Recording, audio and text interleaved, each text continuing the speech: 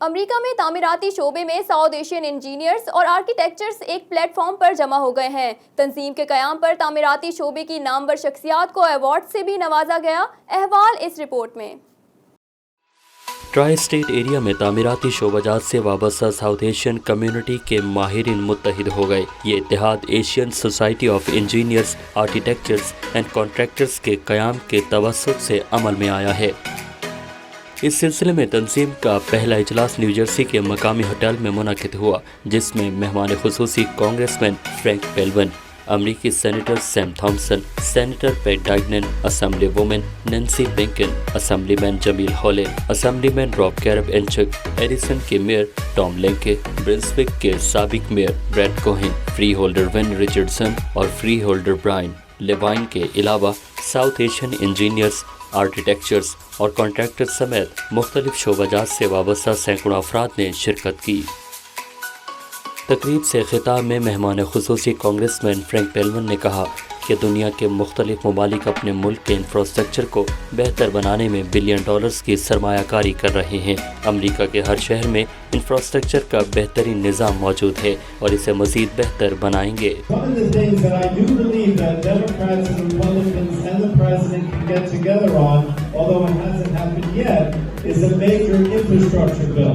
And I'm sure that all of you know, if you're because you're all engineers or architects, that we are not keeping up.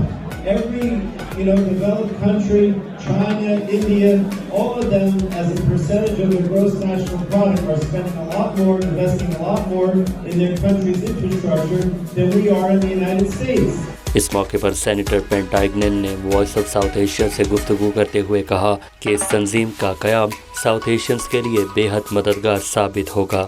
This is just a tremendous event. It's invigorating, it's supportive of the entire community, and it's so nice to see such a diverse, inclusive population here. تنظیم کے روح رواں same Khan کا کہنا تھا کہ تنظیم کے قیام کا مقصد ساؤتھ ایشین امریکنز کے باہمی روابط کو ترجیح دینا ہے تاکہ ایک دوسرے کے لیے انفرادی اور اجتماعی طور پر مددگار ثابت ہو سکیں۔ آج کا جو پروگرام آپ نے دیکھا، Asian society of engineers, contractor and architect, this is the only plate form in tri state area میں۔ اس کی بہت سخت ضرورت ہے ہماری کمیونٹی میں۔